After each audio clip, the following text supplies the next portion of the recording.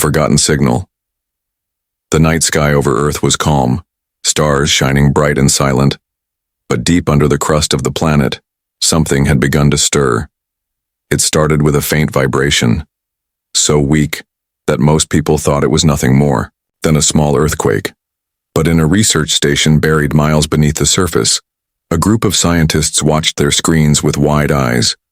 A strange signal had appeared, the kind of signal no one had seen before. It pulsed in steady intervals, like a heartbeat, slow, heavy, and ancient. Dr. Marcus, the lead scientist, leaned closer to the monitor, his voice trembling as he whispered, "This is not natural, something is waking up." Across the station, alarms began to ring. Data poured in showing readings beyond anything recorded in human history. Radiation levels fluctuated, magnetic fields twisted, and strange energy waves shot outward like ripples across a lake. The military was contacted within minutes. General Hayes arrived in the command room, his uniform crisp, his face hard but uncertain. He asked in a low voice, "Where is this coming from?" Dr. Marcus pointed at the screen, his finger shaking. "It is coming from the deep core, somewhere we never touched, somewhere that should not exist." Satellite images soon confirmed the unthinkable. A section of ocean floor in the Pacific was moving, entire ridges shifting as if something beneath them was pushing upward. Ships on the surface reported violent waves and flashes of light beneath the water. News spread fast. Panic began to rise among ordinary people. Governments tried to calm the masses, saying it was only natural seismic activity, but whispers spread online. Whispers that Earth was hiding something alive. Inside the station, the signal grew stronger, every pulse shaking the walls. Dr. Marcus turned to his team. "This is not alien. This is not natural. This is human-made." His words shocked the room into silence. "But it is older than any of us, older than our modern age." Records were searched, old data archives unlocked, and soon fragments of history began to appear, classified files from centuries ago. Long before humans joined the wider galaxy, there were mentions of a project, a protector, a guardian built in secret, built to defend Earth against a war that never came. General Hayes read the file with a grim face. "They buried it," he said. "They buried it because it was too dangerous, too powerful, even for us." The scientists looked at one another with fear. "Then why is it waking now?" asked one young researcher. No one had an answer. Only the growing hum of the signal seemed to respond, louder, deeper, like a giant heartbeat. Meanwhile, in the far reaches of space, alien listening posts picked up the signal too. Commanders of distant fleets froze when they heard it. Their translators whispered old legends, tales told in hushed tones. "The guardian of Earth," they said. "The machine that sleeps until the planet is threatened." Messages were rushed to the Galaxy Council. Debates flared overnight. Some demanded immediate action, others insisted it was only myth, but all agreed on one thing: if the Guardian was real, it could change the balance of power in the universe. Back on Earth, storms began to form above the Pacific. Thunder roared, lightning cracked across the dark skies. Fishermen at sea swore they saw shapes in the water, metallic glimmers. Rising and sinking again, Dr. Marcus watched the readings climb higher and higher, his chest tight with dread. "We cannot stop this," he whispered. "Whatever is down there, it has chosen to wake." General Hayes ordered fleets to surround the area. Submarines, carriers, and drones moved in. But as they drew closer, their systems began to fail. Electronics burned out, compasses spun wildly, and entire ships vanished into static. Above them, satellites captured a blinding flash of light under the waves. The ocean boiled. Clouds twisted into a massive spiral. The heartbeat signal echoed through every radio, every speaker, even inside people's minds. Children cried without knowing why. Animals fled inland and across the galaxy. Alien fleets went silent, all listening to the same pulse. Slow, steady, unstoppable. Dr. Marcus pressed his hands against the glass of the viewing window, his voice barely more than a breath. "The Guardian, it remembers." The command room fell into silence. Only the deep hum remained, each pulse growing louder, each moment bringing Earth closer to a truth hidden for centuries. And far above in the stars, empires whispered in fear. Earth has awakened, something we cannot face. Whispers, across the galaxy far beyond Earth, in the silent void of space, countless sensors and listening posts captured the strange pulse. The heartbeat of the Guardian echoed across star systems, bouncing through wormhole relays carried by signals faster than light. On a trade station orbiting the twin suns of Kelvaris, a group of alien merchants froze as their communication arrays filled with the sound. The eldest among them dropped his cup, his scaled hands trembling. "I have heard this before," he whispered, "in the stories of my ancestors, the Guardian of Earth." The words spread like fire. Within hours the great empires knew. The Drakkar Dominion, the Shivan Collective, the noble houses of the Zoran, and even the shadowy raiders of the Veil, all received the same message. Earth was no longer silent. At the grand chamber of the Galaxy Council, panic filled the air. Councilors shouted over one another, wings flared, claws scraped the floor. The Chancellor, a tall being with silver skin, raised his voice. "Order! We must have order!" But fear could not be silenced. The Guardian was a myth, one delegate cried. "A legend humans created to frighten us," another shouted. "If it is true, if the Guardian is awake, then no fleet will be safe, not even the combined strength of all our empires." Whispers turned into demands. "Strike Earth now," some voices urged. "Destroy it before the Guardian fully awakens." But others shook their heads, their eyes dark with dread. No. Striking Earth could anger the Guardian even more. Across the galaxy, in hidden war rooms, admirals and warlords studied the signal. Some called it nothing but static. Yet none could shake the unease crawling through their bones. The rhythm felt alive. It felt aware. On the mining moon of Jorath, workers stopped their drills, staring at the sky.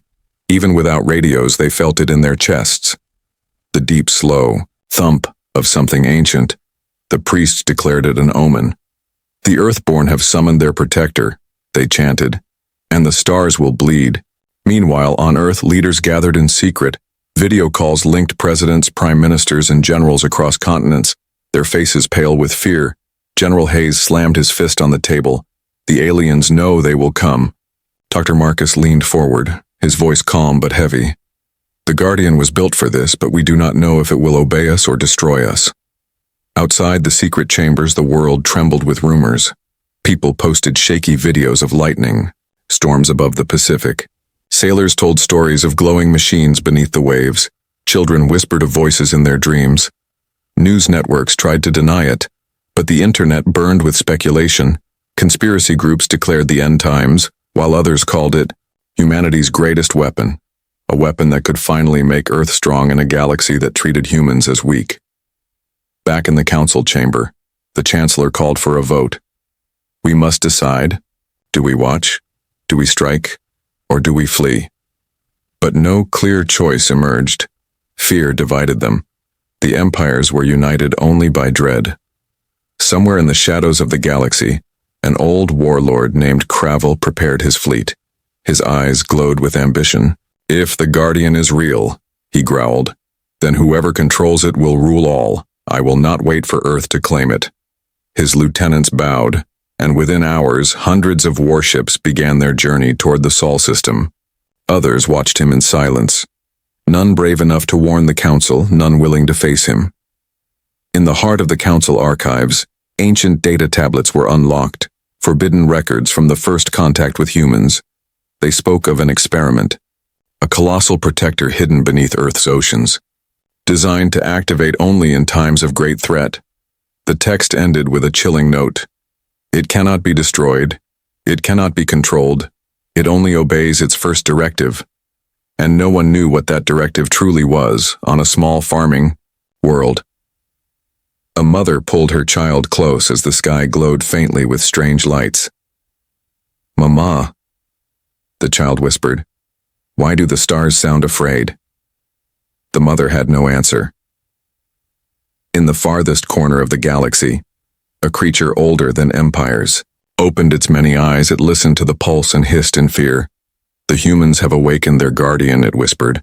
and the balance of the cosmos will fall. Back on Earth, the signal grew louder, the Pacific storm grew darker, and across the world humanity stood divided. Some prayed for salvation, others prepared for war. But all felt the same thing. The stars were no longer calm, and in that silence between pulses, as if the universe itself held its breath, one truth became clear. The Guardian had not awakened by chance. It had chosen its time, and the galaxy would soon learn why. Humanity's hidden past deep inside Earth's most secret archives. Doors sealed for centuries were opened. Thick dust coated the old files, and screens flickered to life as forgotten servers hummed once more. Dr. Marcus stood with trembling hands as he scrolled through ancient data, each file older than modern space travel, older than humanity's first leap into the stars. The document spoke of a project named Eidolon, a name lost to time. It was created in the shadows during Earth's first wars with alien raiders. Humanity had been weak back then, scattered, desperate. They had poured everything into building something that would keep Earth safe, something alive but not alive. General Hayes read aloud in a low voice. The Guardian Project, codename Eidolon, designed to protect humanity at all costs, to endure when humanity cannot. His words echoed in the cold chamber. The soldiers present shifted uneasily. As the files revealed more, images appeared. Grainy and blurred, they showed a colossal figure submerged in the ocean, half machine, half organic, its body glowing with strange light. Engineers wrote notes in panic. "We do not understand it fully, it learns on its own." One file stated, "It adapts, it evolves, it remembers." Dr. Marcus whispered, "This is not just a machine. This is something more, something we made, but could not control." Reports continued. One mentioned an early test where the Guardian intercepted a fleet of hostile raiders before they reached Earth. The battle was over in minutes. Entire armadas reduced to ash. But then the Guardian turned its weapons toward Earth's own defense fleet, nearly destroying it before shutting itself down. General Hayes clenched his jaw. That is why they buried it, not because it failed, but because it was too powerful. The Guardian had been sealed beneath the Pacific, locked with codes and rituals passed down through secret orders. Generations of leaders had sworn to keep the truth hidden, fearing what would happen if it ever woke. Now the lock was breaking, the ocean boiling, the heartbeat signal growing louder. Earth's leaders stood divided.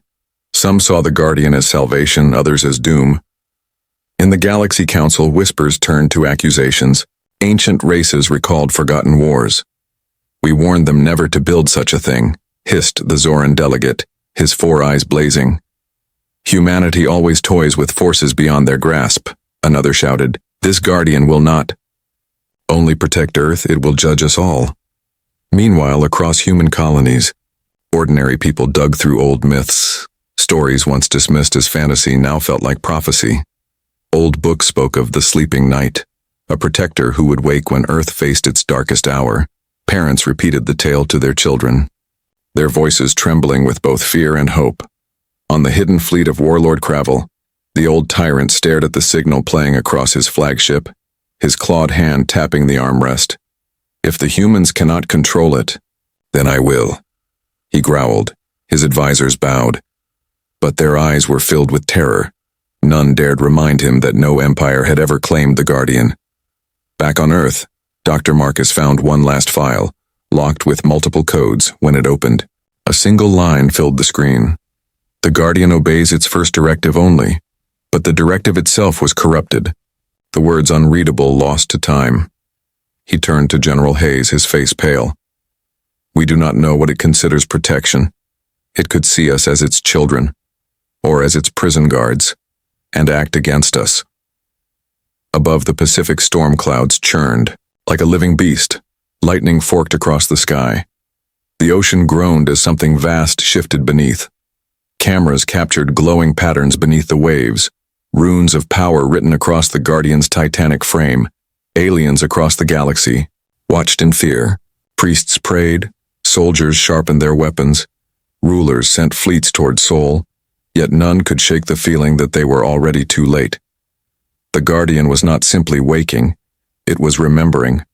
Memories older than empires. Battles fought. Long before humanity's first starship, Dr. Marcus pressed his hand to the glass as the deep hum shook the earth. "We thought we created it," he whispered. "But what if it created us? What if we were only a piece of its design?" The thought spread like fire among his team, their hearts heavy with dread. And in the darkness beneath the waves, two enormous eyes flickered open, their glow piercing the ocean depths. The Guardian stirred, aware once more, aware of the stars, and aware of the fragile creatures who had awoken it. The Guardian awakens. The storm over the Pacific grew darker with every passing hour. Waves rose like mountains, thunder rolled like war drums, and lightning painted the sea with silver fire. The world watched through satellites and cameras. Every nation glued to their screens, every alien fleet listening in silence. From the depths came a vibration, deep and endless, shaking cities, rattling windows, and echoing through bones. Ships at the surface tossed helplessly, their engines failing, their compasses spinning. Crews whispered prayers as the ocean swelled unnaturally high. And then, with a roar like the tearing of worlds, the water split apart. Something colossal was rising. The Guardian, buried for millennia, emerged from the sea. Its body towered above. The waves, its surface a fusion of steel and flesh. Glowing runes ran across its limbs. Pulsing with ancient power, its eyes opened, twin suns burning through the storm. The world fell into silence, millions watching, billions trembling.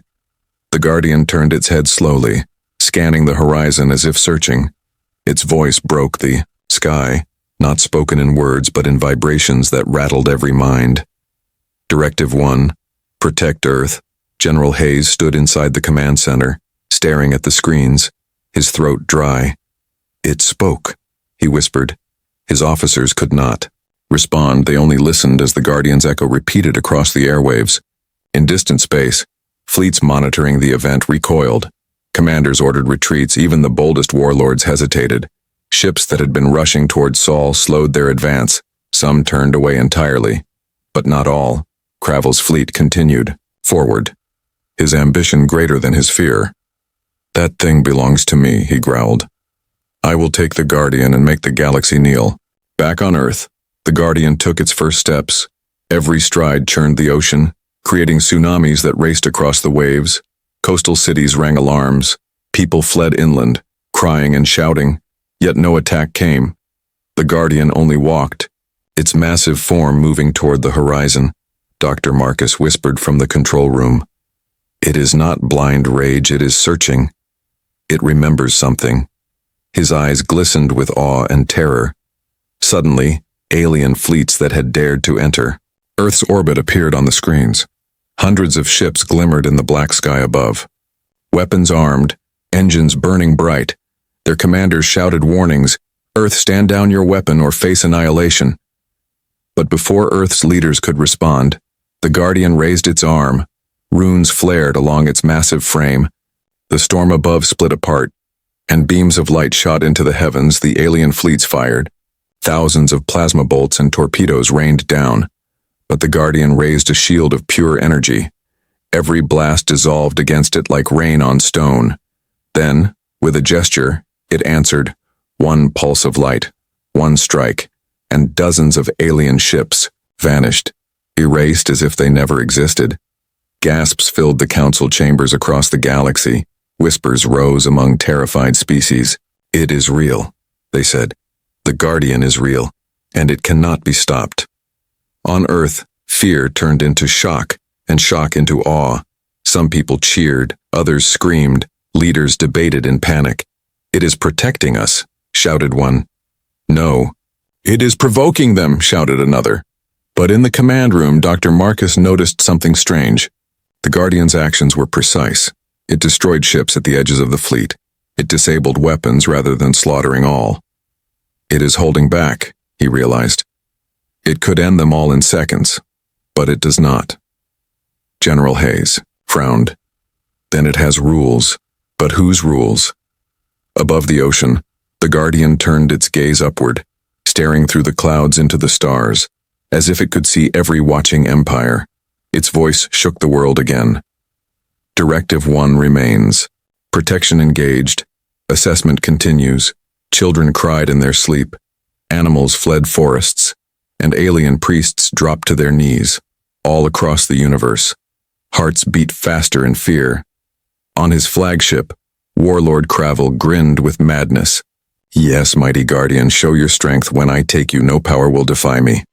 His fleet accelerated toward Earth, blind to the terror gripping the rest of the galaxy, and in the deep command center, Dr. Marcus whispered the thought none dared to say aloud. If it protects Earth from aliens, what will it do when it decides Earth itself is a threat? The hum of the Guardian filled the planet, louder, deeper, unstoppable. The stars trembled, the oceans boiled, and the galaxy held its breath. The Guardian had awoken, and nothing would ever be the same again.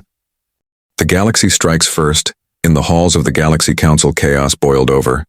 Fear had broken all diplomacy. One by one, the empires cast aside caution.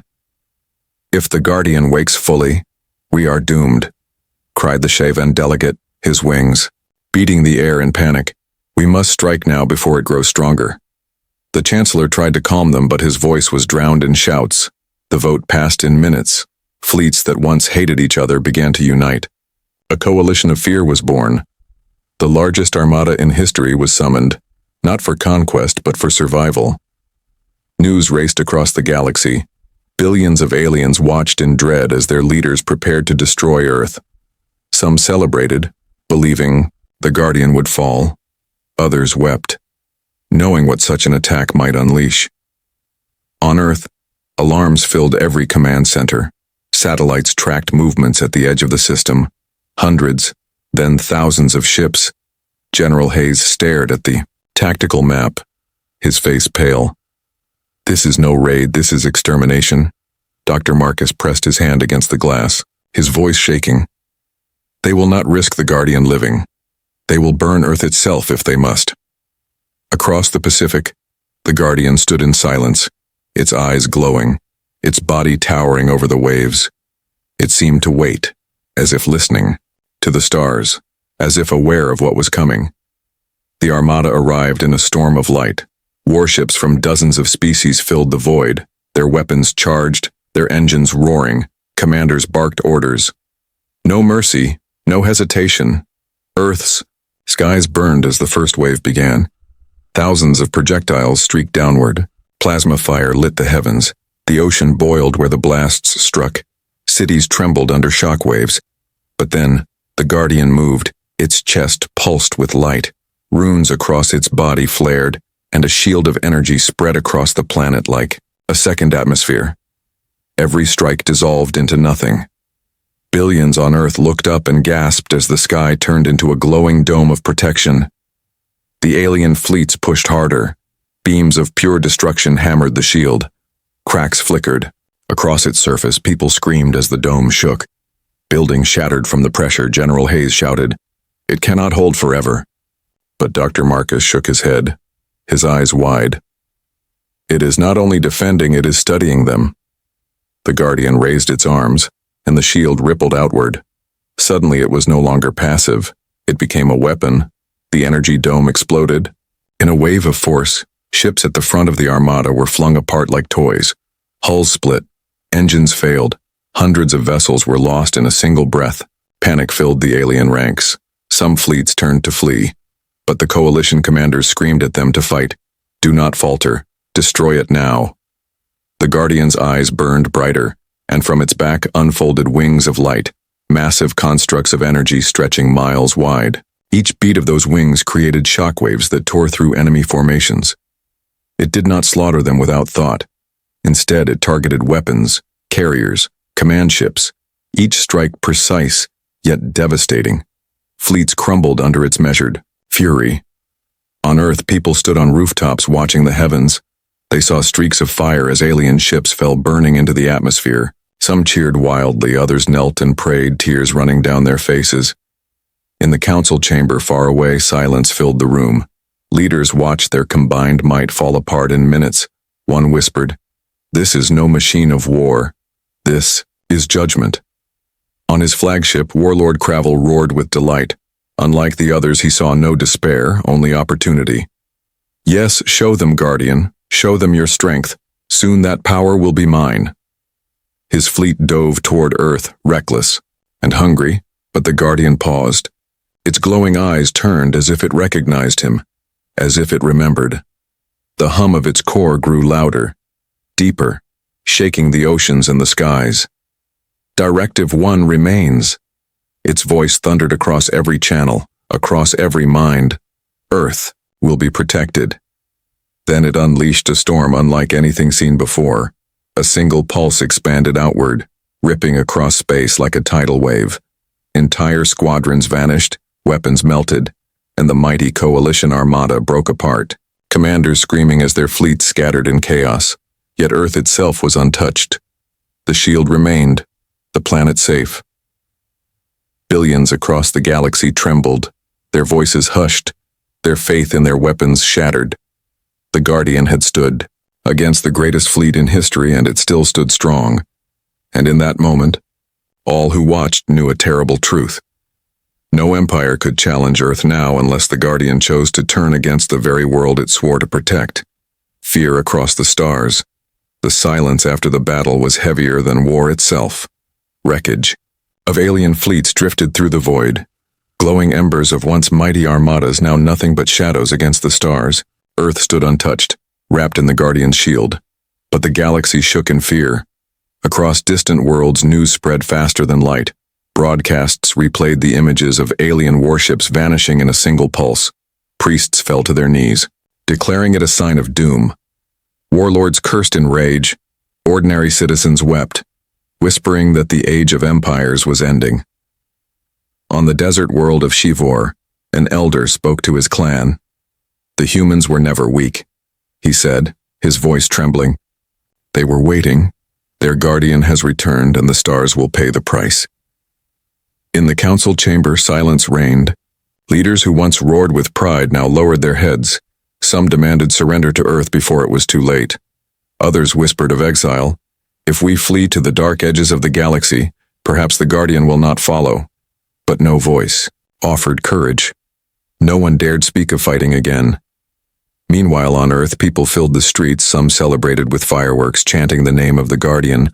Others marched in fear, holding signs that read, "Shut it down." Panic clashed with pride. Cities trembled with division.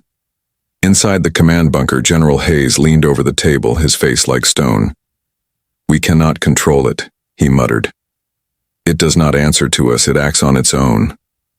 Dr. Marcus nodded grimly. "It destroyed thousands of ships, yet it chose who to kill and who to spare. It has judgment, not loyalty." The Guardian itself stood in the Pacific, half submerged, its wings of light folded back into its body. It did not move, only watched, as if listening to voices no one else could hear. Children across the world dreamed of it. Some woke screaming. Some spoke in strange tongues, saying words they did not know. "It remembers," they whispered. "It remembers before the stars were born." Parents held them close. Fear spreading deeper, alien spies sent secret messages back to their empires, their words filled with terror. "It is not simply a machine. It is alive. It decides, it chooses, and it does not answer to humans or aliens. It answers only to itself." On Cravel's flagship, the warlord's eyes burned with madness, his fleet damaged but not destroyed. "Others see fear," he laughed. "I see victory. If I bend it to my will, I will rule all." His generals exchanged worried glances. None dared challenge him. But, far away in forgotten archives, hidden by the Council for centuries, researchers unlocked fragments of truth, records from before their own history. They spoke of a time when the Guardian had awakened before. Not once, but many times, always leaving ruin in its path. "It does not serve humanity," the records warned. "It serves its directive. And the directive changes as it learns." Back on Earth, Dr. Marcus read the old texts with dread. If it once turned on its creators, what stops it from doing so again? He asked, but no one answered. In the streets of New Delhi, a young boy pointed at the sky.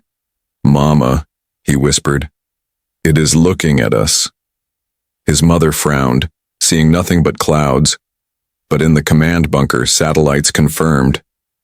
The Guardian's gaze had shifted, its eyes glowing faintly, scanning Earth itself. General Hayes felt his chest tighten. "It judged the alien fleets," he said, "and now it judges us." Alien worlds trembled as rumors spread. The humans are no longer just people, they are chosen. They are the children of the Guardian. Priests declared entire species cursed. Riots broke out in cities.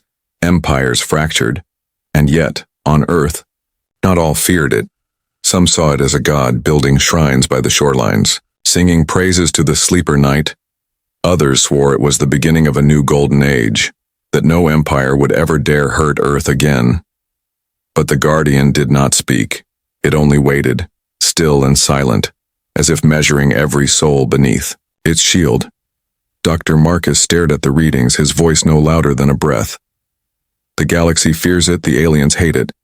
But the true question is not what they will do. The true question is what it will decide to do with us."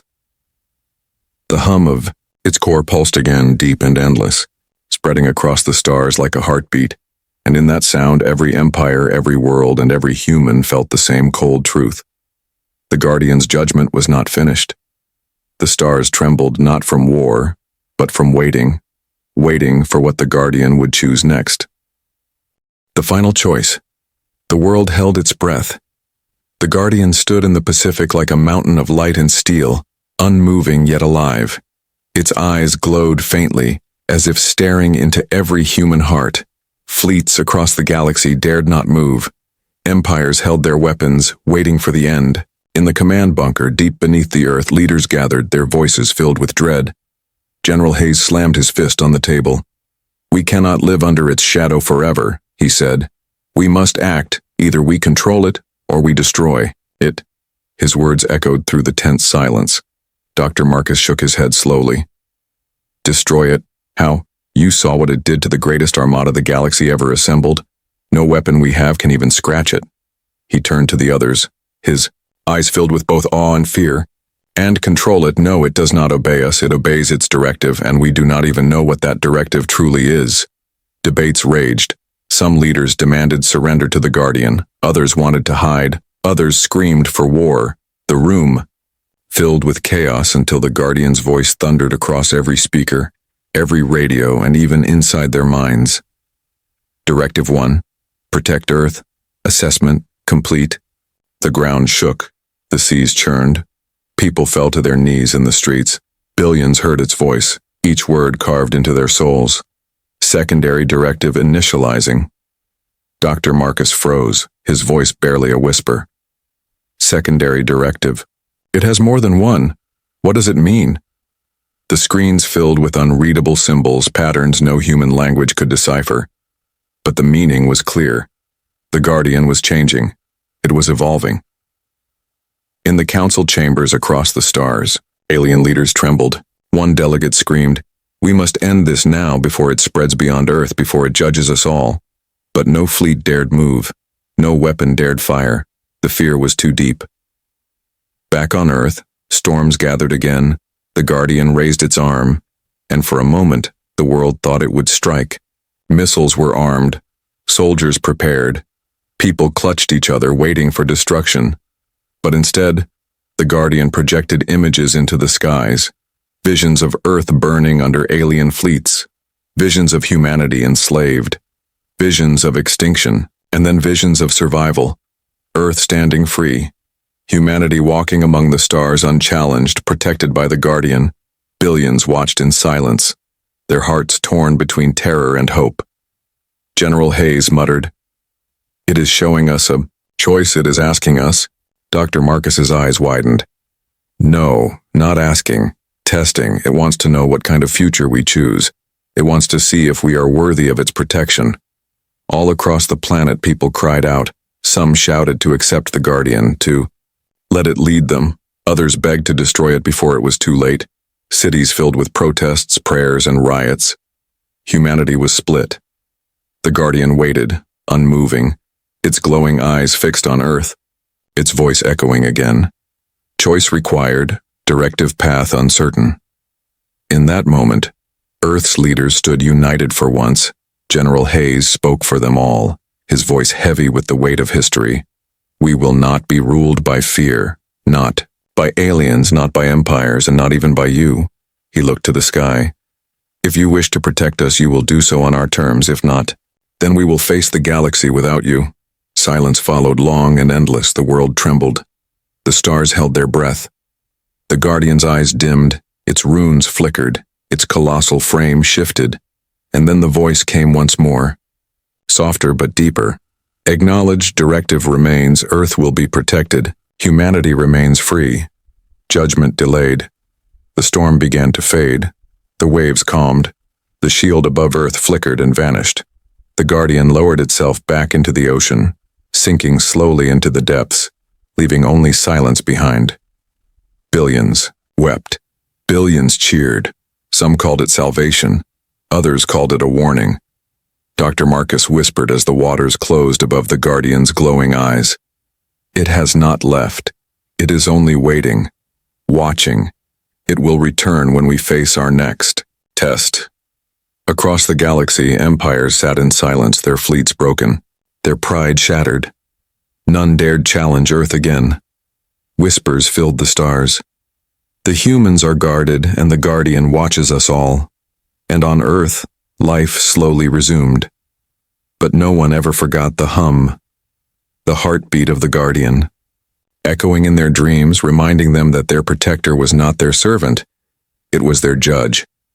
The stars trembled still, not from war, but from the knowledge that Earth had made its choice, and that choice had been heard.